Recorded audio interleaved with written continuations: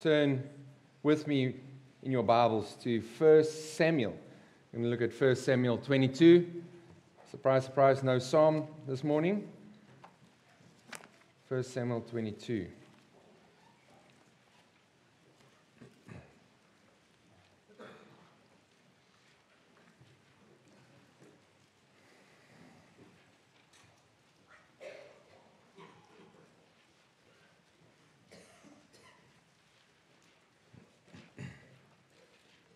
I'm going to read the whole chapter. David departed from there and escaped to the cave of Adullam. And when his brothers and all his father's house heard it, they went down there to him. And everyone who was in distress, and everyone who was in debt, and everyone who was bitter in soul gathered to him. And he became commander over them.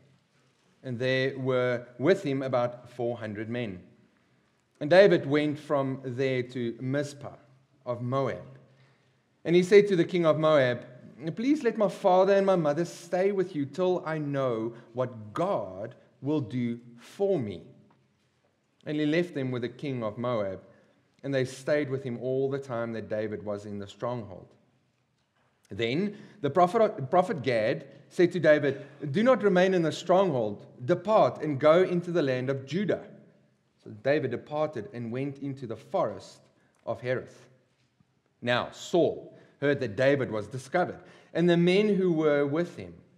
Saul was sitting at Gibeah under the tamarisk tree on the height, with a spear in his hand, and all his servants were standing about him. And Saul said to his servants who stood about him, "Hear now, people of Benjamin, will the son of Jesse give every one of you fields and vineyards? Will he make you all commanders of thousands and commanders of hundreds? That all of you have conspired against me? No one discloses to me when my son makes a covenant with the son of Jesse. No one of you is sorry for me or discloses to me that my son has stirred up my servant against me to lie in wait as at this day." Then answered Doeg, the Edomite, who stood by the servants of Saul, "I saw the son of Jesse coming to Nod, to Amalek, the son of Ahitub. And he inquired of the Lord for him, and gave him provisions, and gave him the sword of Goliath the Philistine." Then the king sent to summon Amalek the priests, the son of Ahitub, and all his father's house, the priests who were at Nob. And all of them came to the king. And Saul said, "Hear now, son of Ahitub." And he answered, "Here I am, my lord." And Saul said to him, "Why have you conspired against me, you and the son of Jesse, in that you have given him bread and a sword, and have inquired of God from him, so that he has risen against me to lie in wait as at this day?" Then Amalek answered the king, "And who among all your servants is so faithful as David, who is the king's son-in-law, and captain over your bodyguard, and honored in your house? Is today the first time that I have inquired of God for him? No. Let not the king impute anything to his servant or to all the house of my father, for your servant has known nothing of all of this, much or little." And the king said, "You shall surely die, Amalek, you and all your father's house." And the king said to the guard who stood about him, "Turn and kill the priest of the Lord, because their hand also is with David." And they knew that he fled and did not disclose it to me. But the servants of the king would not put out their hand to strike the priest of the Lord. Then the king said to Doeg, "You turn and strike the priest." And Doeg the Edomite turned and struck down the priests. And he killed on that day 85 persons who wore the linen ephod. And Nob, the city of the priests, he put the sword both to man, woman, child, and infant, ox, donkey, and sheep. He put the sword. But one of the sons of Amalek, the son of Ahitub, named Abiathar, escaped and fled after David. And Abiathar told David that Saul had killed the priest of the Lord. And David said to Abiathar, "I knew on that day when Doeg the Edomite was there that he would surely tell Saul, 'I have occasioned the death of all the persons of your father's house. Stay with me. do not be afraid, for he who seeks my life seeks your life. With me you shall be in safe keeping. Whom do you choose? If I were to stand before you today and give you a choice between Genghis Khan and Adolf Hitler as your ruler, who would you choose? If I were to ask you today to choose between me and Anton, the choice would be a little bit easier. Even I would choose Anton. But what if I tell you to choose between Genghis Khan and Anton? That's pretty easy, right? We observe a similar situation in our text today. Two rulers. One whom protects the people, while the other ruler kills the people. And a lot is happening in our text today in 1 Samuel 22. And I want to unfold this in three scenes.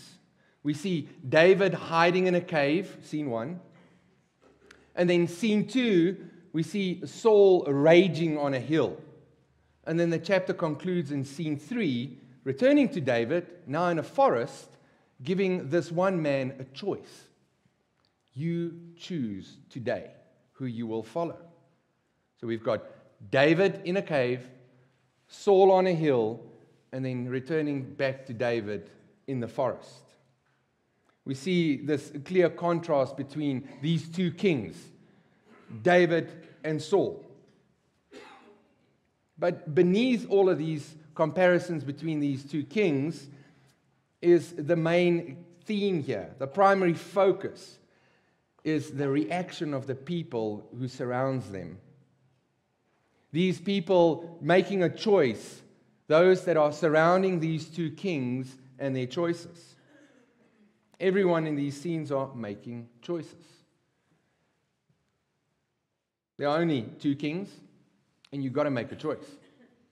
Saul or David. It's pretty simple. Your choice will have consequences, regardless, whichever one you choose. And the option of remaining passive, telling yourself, well, I'll just sit back and relax and see which one wins, that's not a choice. Because in actual fact, that is a choice. Sitting back, not committing to either of these kings. So the main plot of 1 Samuel, I'll just give it to you because we haven't studied the whole book, but here it is. God delivers his people by exalting a king and bringing down the enemy to bring salvation and glory. So God delivers his people by exalting a king and bringing down the enemy to bring salvation and glory. So let's look at scene 1, the king in the cave, verses 1 to 5. David is hiding, because since chapter 16, when he was anointed as king, the true king of Israel, Saul attempted to kill him 6 times already. So he's in pursuit. Even though Saul was rejected in chapter 15, he still holds on to the throne. He says, I will not leave this seat of power. He's tightening his grip. Now in chapter 21, the chapter preceding ours, this is where David runs. He's got nothing, not even food. That's why he goes to the priest and he says, do you have anything to eat? And the priest actually gives him the showbread, the bread set aside for worship. And he says, feed yourself, my king. And then he gives David this sword. So we see this king running away with nothing. He's got nothing. And as soon as he has supplies, he departs Judah. And he escapes to the Philistine town of Gath. Now that should already give us a state or a picture of how bad, spiritually bad Israel was. That David himself, the king of the nation, flees to a foreign nation. He feels safer with the foreigners. the God deniers, than in his own country. This is where David finds himself. Empty, outside of his country, excluded from worship in the temple. And this is Saul's doing. His hatred driving after David. Now, what's happening in David's exile? Look at verse 1. So David's in a cave, and then who joins him there? His family. They say, David, we've got your back. Our allegiance is still with you. They remained faithful and loyal to David. They knew who he was. And although David's world is obviously crashing down, and he's got nothing, his family joins him. He says, I know you don't have anything, but we'll join you. It's better than staying with Saul. But look at verse 3. David goes out of his way to keep his family safe. He's got nothing, basically a sword, but he keeps his family safe. He takes them to the country of Moab. Now, the book before 1 Samuel is called Ruth. Okay, whoever said that, there's a sweet here for you. So, there. Ruth. Okay, so this is David's great-great-grandma. Right? So he thinks, okay, because of that family connection, because Saul's enemy is the Moabites, my enemy's enemy, they'll be my friend. So let me flee to Moab and let my great-grandma's family, country, protect my family. Again, it just draws your attention to how desperately wicked the nation of Israel was at the moment under the rule of Saul. But anyway, he goes there and he says, King, please look after my family. I need to flee. Because whoever's after me, if he knows that my family is loyal to me, they are dead. The guy that wants to kill me will kill them as well. Please look after them. In verse 2, we see even there, everyone who felt this distress, this desperate darkness, flees to David. Well, if David is good enough for his family, we're going to go there as well. We are tired of this ruling king. We want to be with David. And he becomes their commander. Now, there's a reason why these people are in this situation. Desperate for survival.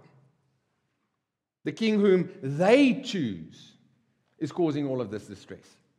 Remember in 1 Samuel 8, God says to Samuel, warn the people. They don't want me as king. They want their king to be king. But just warn them. He's going to make their sons slaves.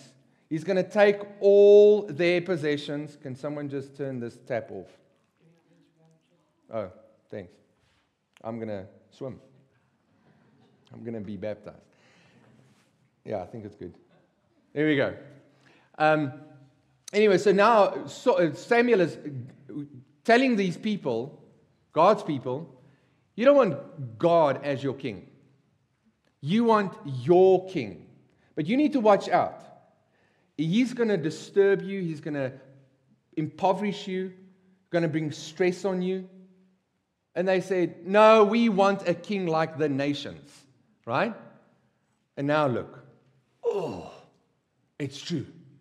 God's word came true. He's doing just this. He's taking, and we don't have enough, and he's still taking. 400 men stand with David and their families. 1,400 people, give or take, right?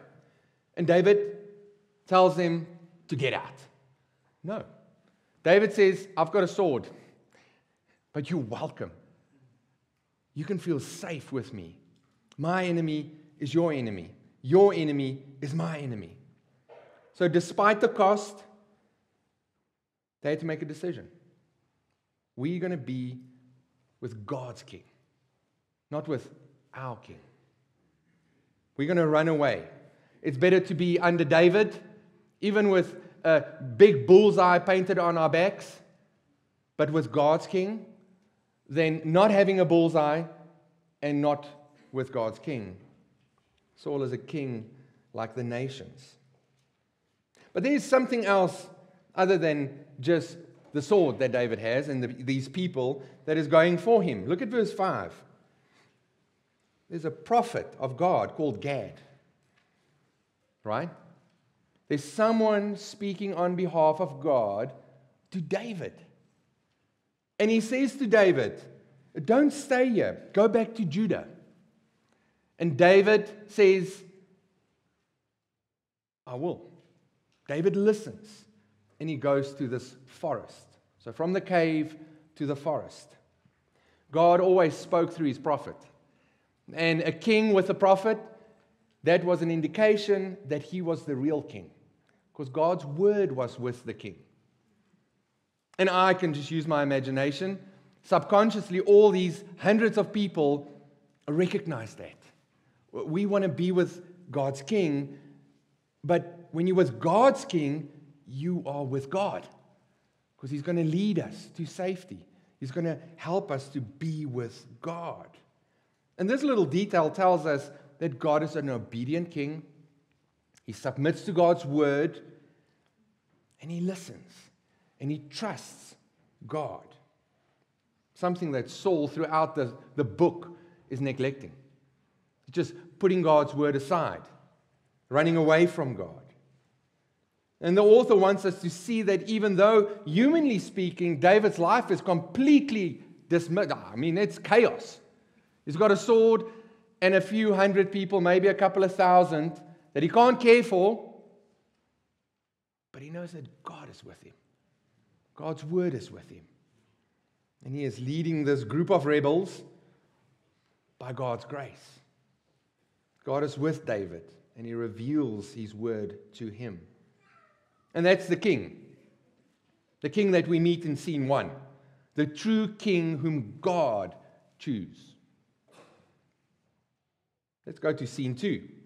So now you've got David, real king, God's king, with a sword and a few thousand people in a forest. Obedient to the word of God. Let's go to the hill, verse 6 to 19. The king on a hill. Saul heard that someone discovered where David is. I know this enemy of me. I know where he is. And he's stewing with anger. Clutching the spear, just picturing this point, this staff with this steel point. I'm going to drive through my enemy. And I can't wait for it. David, he's on a rampage. He just want to kill, right?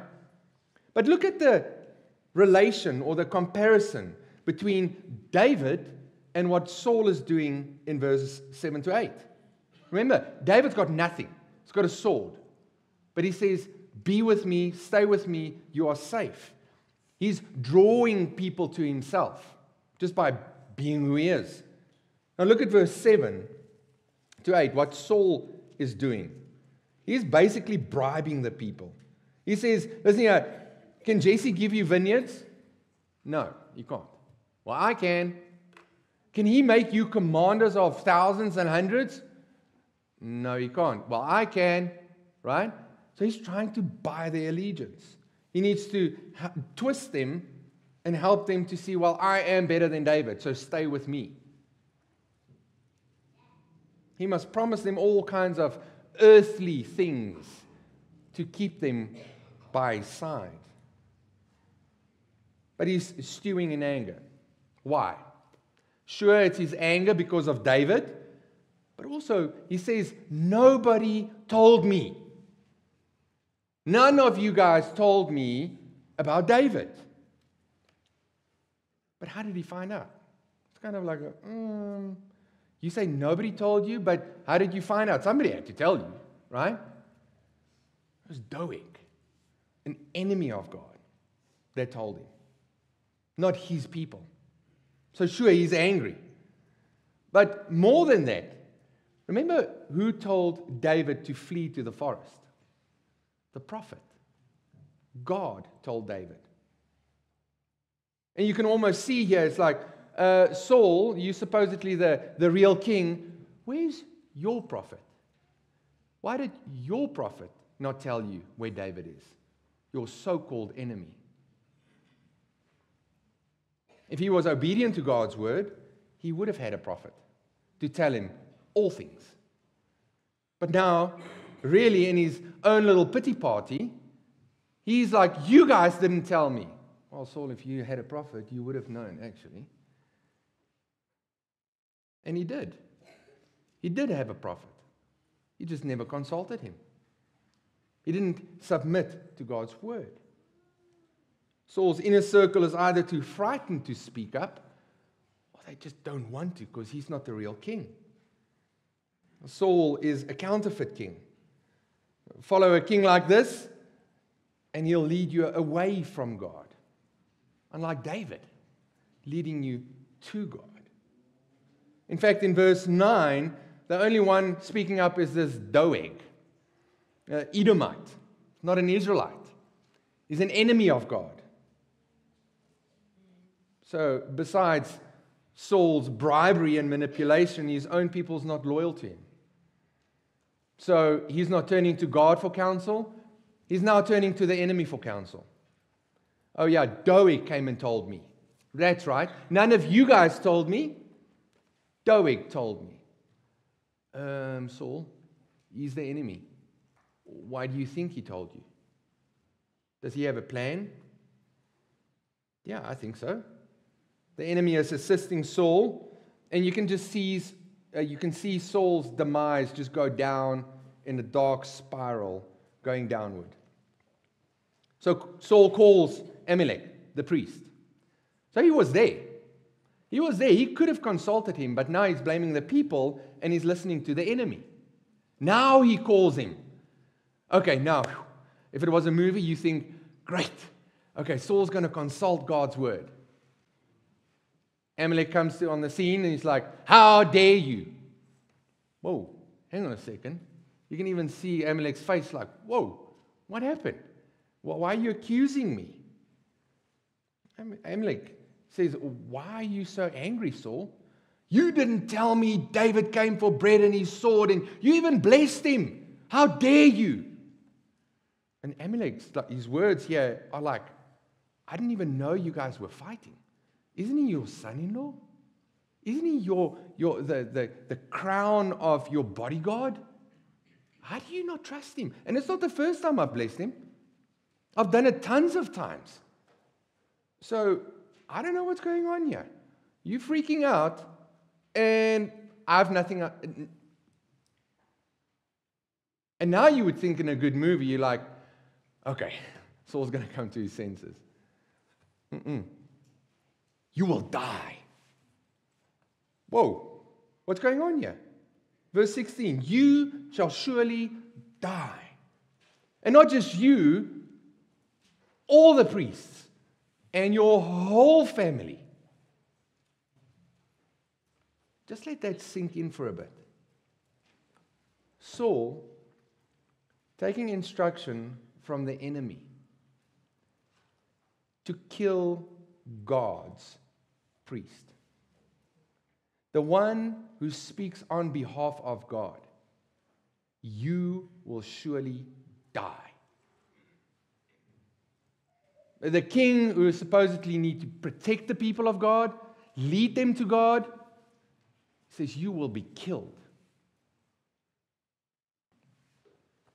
And it's interesting to see in chapter 15 where Samuel instructs Saul to kill these enemies, go out and kill them, annihilate them.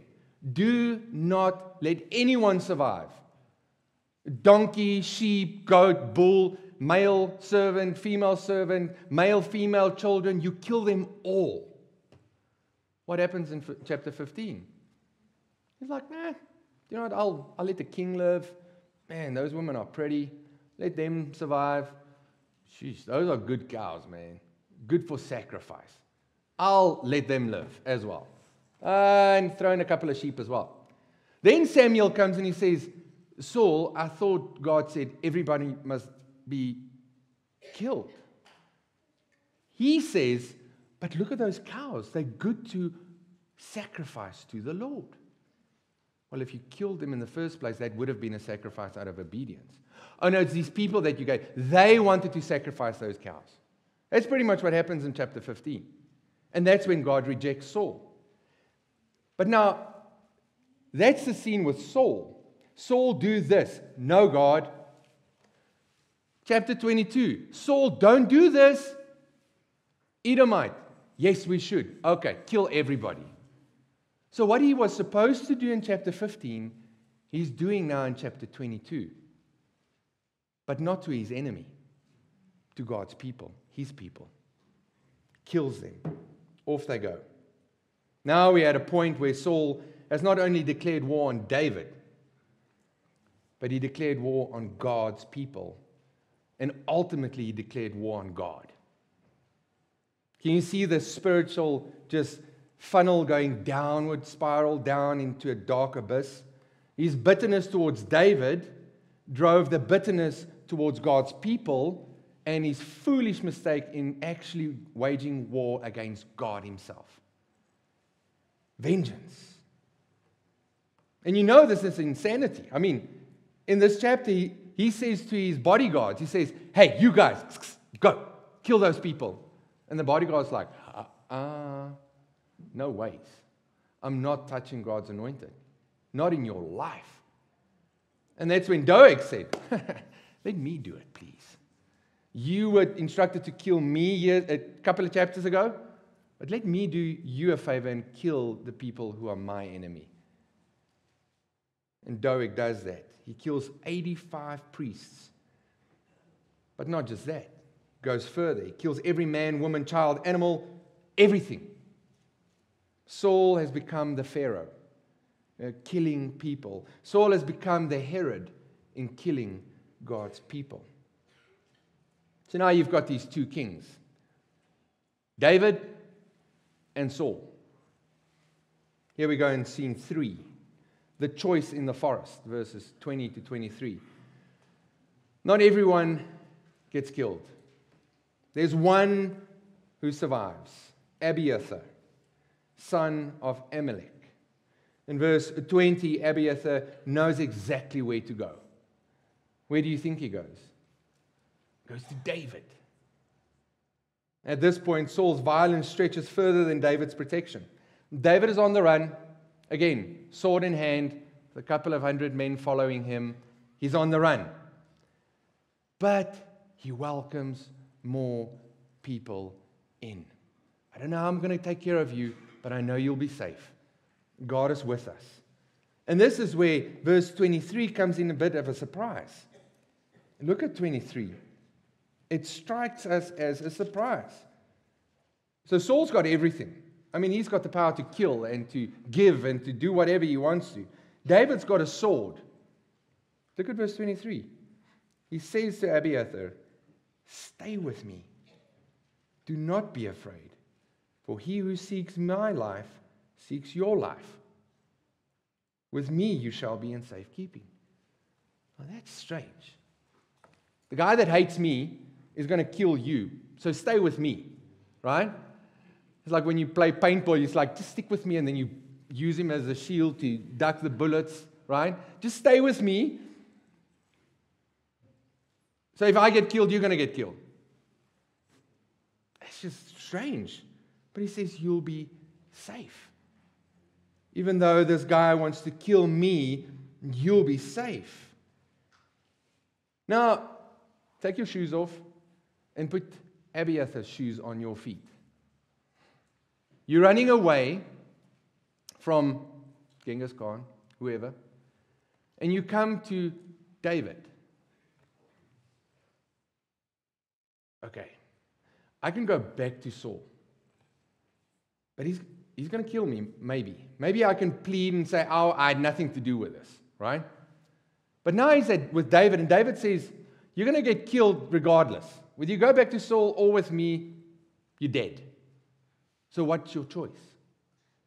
What are you going to do? But you'll be safe with me. On the one hand, you had David the king, who cared for people. He protected them. He's drawing them to himself. David is guided by God's word. But he's not popular. His life is in danger. And because his life is in danger, your life's in danger. And if you side with him, you'll have a target on your back. It's got no food. On the other hand, you have Saul. He manipulates, he bullies, he follows through with his threats. His friend is an enemy of you, Doeg. But he's got vineyards, nice house, he's got power. Which one would you choose? When we look at these scenes, we can clearly see our lives today.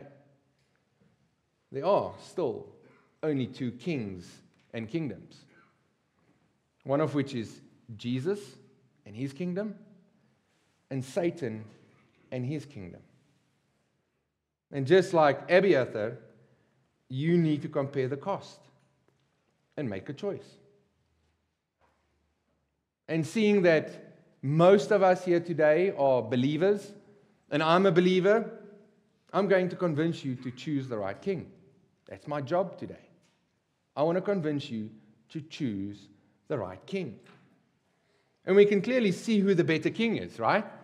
I mean, it was like Genghis Khan or Anton, right? I think you're okay. But who wants Genghis Khan? I'd rather side with Anton. Even though Genghis Khan's got all that army, I know Anton, right? It's the same with Saul, all these things, and David. David is the reflection of the ultimate king, King Jesus. Revelation 1, 5-6 says this, "And from Jesus Christ, the faithful witness, the firstborn of the dead, and the ruler of kings on earth, to him who loves us and has freed us from our sins by his blood and made us a kingdom, priests to his God and Father, to him be glory and dominion forever and ever. Amen." Can you see Jesus? He is the king. Everything belongs to him, even though seemingly it seems like he does not have anything. But he's got the sword. With him there's safety. Jesus is the king who you can run to. He draws people to himself. People come after him to kill him. And he took that killing so that you don't have to be killed. That target on your back, like with David, that was removed. He took it all for you. And he says the same words as David. "Stay with me. Do not be afraid. For he who seeks your life seeks my life. But with me you shall be in safekeeping." Brother, sister, whether you know it or not, whether you agree with it or not, Satan is after you. He wants to kill you. There's a target on your back, just like with Abiathar. And the choice which king you choose is going to either rub and erase this target off your back, or it's going to still be there. But with Jesus, because he took the target, because he was killed on your behalf, there is safekeeping with him. When you have put your trust in Jesus as he drew you to himself, you still need to make a choice though. So for those who are rejoicing in the wonderful good news of the gospel, Jesus that took the pain, the death for you, I rejoice with you because I'm there as well. But then there's still a choice, just like Abiathar, standing before David in the forest with an invitation. And the invitation to join King David, despite the cost, is the same with us. That's the same invitation. If you are for Jesus, you need to be with Jesus. Jesus says these words in Mark 8. Whoever wants to be my disciple must deny themselves, take up their cross and follow me. For whoever wants to save their life will lose it. Ding, ding, ding, ding, Saul. But whoever loses their life for me and the gospel will save it. Can you see this choice? He knows the family of David, Abiathar. If I go to David, Saul's going to kill me. But I'll be safe with David. Even that sounds contradictory. It's the same with Jesus. You're going to have to die to self and follow him because there's ultimate safekeeping. These words of Jesus are the bridge or the cross between 1 Samuel 22 and our day today. If you are willing to bear the cost and deny the enemy, you'll be safe forever. There is always a cost to bear when you choose to follow King Jesus. Always. Jesus never pretended to say, well, it's going to go well with you. It's okay. Just like I said, they couldn't be for David without being with David. They fled to David. So you can't be for Jesus without being with Jesus. There's only that one choice. King Jesus or Satan.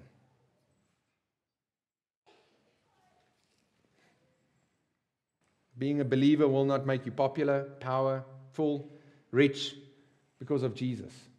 In actual fact, you'll be poorer for it. Just try and tweet something today. Go on TikTok and try and say something about our King Jesus. Stand up for Jesus and choose his kingdom. And I want to see how many likes you get. But you will be safe. Are you going to be one of them? Or will you go against your family traditions and practices? Will you deny yourself and the world and be killed now, but Jesus saves your soul? It's a choice. You'll feel the cost the most when you must deny the one who seeks to rule your life instead of Jesus.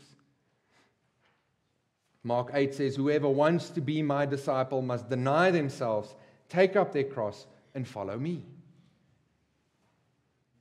Because you were previously part of Saul's kingdom, you'll always be tempted to go back. I can just imagine Abiathar. No, David, I'm choosing to be with you. We see that in Exodus, right? The nation. Deliver us. Okay, God delivers them. You brought us into this wilderness to kill us. Take us back, right? Temptation would be there. And Satan is still after you. But it's your choice to follow King Jesus. And the gospel is kind of strange. To put your trust in someone who died, that sounds strange. How can I be safe with someone who died? But brother, sister, you know better. That's why it's so glorious, the gospel message, because Jesus is not dead. He's alive. So to put your trust in the one who died, but who rose again, is alive and you're alive. It means that choosing sides is not something you do once. It's a daily thing. Today I choose to be with Jesus. Or today I choose to be with Satan. It's as simple as that. Now that sounds harsh, but that's the truth. There are only two kingdoms. And whatever you choose, your actions will show which kingdom you choose. It's simple. Every day. It's not just when the life and death moments or the battlefield comes across over your path. It's an everyday thing. You all chose to come to church today. This shows your allegiance. You might fake it, sit here with your heart still at home. True.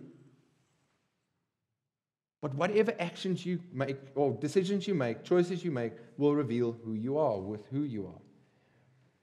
Every time you deny your old sinful self, you reaffirm your allegiance to King Jesus. The decision not to live a double life, one foot in Satan's kingdom, one foot in God's kingdom, living against the world and traditions, you acknowledge who Jesus, the true King, is. Every time the world of darkness promises you all these fun things like vineyards and power, and you say no, you choose to align you with the true King, King Jesus. When you know where to flee to when the hard times strike, when these difficulties come and strikes you, and you know where to flee to, you affirm your allegiance to the true King. When you gather with the people of God, like the 400 men going to David because his family was there, you affirm the King through affirming his people and his kingdom. That's what we need to do. If you say you're with Jesus, be with Jesus. Can I just, one last implication to the men in the church, fathers, future fathers. Which king are you? David? Safety? Drawing people to yourself? Drawing those that you draw to yourself to God? Or Saul? Killing, breaking down, not drawing people to God, but actually away from God. Where are you? Are you prepared to deny yourself, take up your cross, and follow Jesus? That's the question. Whom do you choose? Because when you count the cost, the only factor that matters is which king at the end will win. And there's no surprise. We know in the Bible, we know which king won. King Jesus. He said on the cross, it is finished. It's done. He's victorious. So for those that are choosing Satan's kingdom, I've got bad news for you today. He's lost. It's done. It's only in Christ. For those who are struggling to fight and be with Jesus, can I encourage you? Jesus says to you, do not worry. It's safe to deny yourself because despite the cost, I've already died and I am alive. Deny yourself so that Jesus can rule in your life. Whom do you choose to flee to today? Satan's kingdom? God's kingdom? Satan or Jesus? You might sit here today and decide, well, I'm going to sit back. I'm not so convinced. Tommy, you did a terrible job in convincing me that Jesus is ruling and reigning. I'm not comfortable with that word Satan. So I'm going to sit here in the middle. I'm going to wait and see who wins. Can I tell you that's a dangerous spot to be in? Because both kingdoms are at war at each other, and you're going to get stuck in the crossfire. You need to choose and fight for the right side. Regardless of who you are, you will have to choose between the two kingdoms. Both come at a cost. One will yield eternal freedom, while the other will result in eternal punishment. Both brings death. You die to yourself now to live again, or you live now to die eternally. You either choose Jesus' kingdom and you need to die to self, choose him, or you choose Satan's kingdom and he will kill you. Let us pray.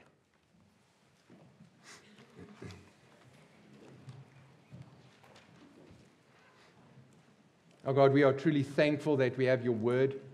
We plead with you that you would help and encourage those to choose again anew to strive for you. And we do pray for those that have not decided yet or been drawn to you, that would happen today and that they would know that they're in danger, and that they will be killed, but that they rather put their trust in you, Jesus, the one that were killed, so that they can be alive. Pray this in Jesus' name. Amen.